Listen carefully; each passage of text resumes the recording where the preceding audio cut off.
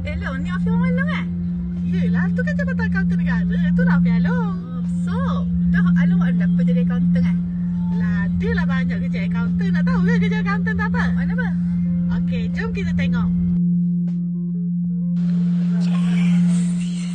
Siapa yang suka kat tu? Ni tengok ada tengok. Claim ni masuk dah. Claim awal lah ni masuk. Akaunten proses cepat. Banyak. Tengok. Dah hari tu gaji tu masuk ke? Apa masuk dah yang ni?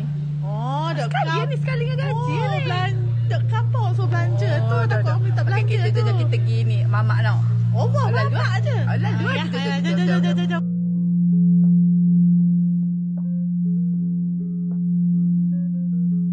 Apa yang cerok kat muka kau? Dok, ni nak kena bayar payment eh. Bayar je. You aja. Dok, you dengan Fia nak masuk gila belanja tu. So bayar guna payment ni dok eh. Betul lah ni iPayment dapat keluar sistem iPayment ni. Oh, ya ke? Dah nak makan dia kok.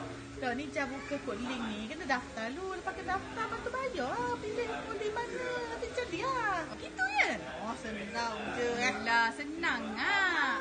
Oh, baik gitu. Terima kasih khabar.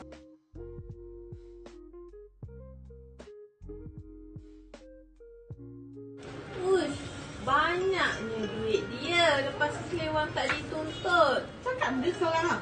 Ni, tengok ni. Dia claim wang tak dituntut dia ada 12,000. Memang lah, senang je. Gila pun boleh semak. Ada mana nak semak? Buka je portal e-Jumis. Bagi IC. Oh, ni ada RM1 claim kan? RM1. Ha?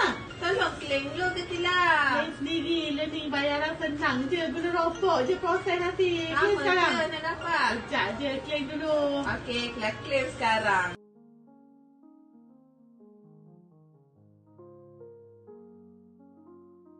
Nak cerita lo tengok selesai kau punya TKK ni dah balance ah.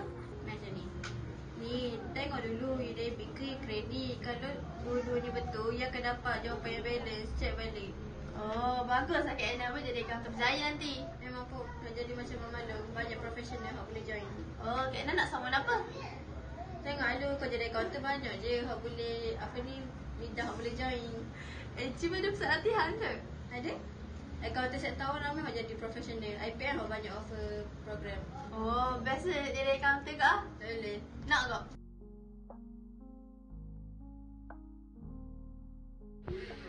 Tak kok jadi akaunten kok. Tak apa, I can suruh Ifan jadi akaunten Along. Yang penting kena jadi professional accountant. Betul lah yang terbaik professional accountant. Boleh. Apa yang penting? Jadi apa? Professional accountant.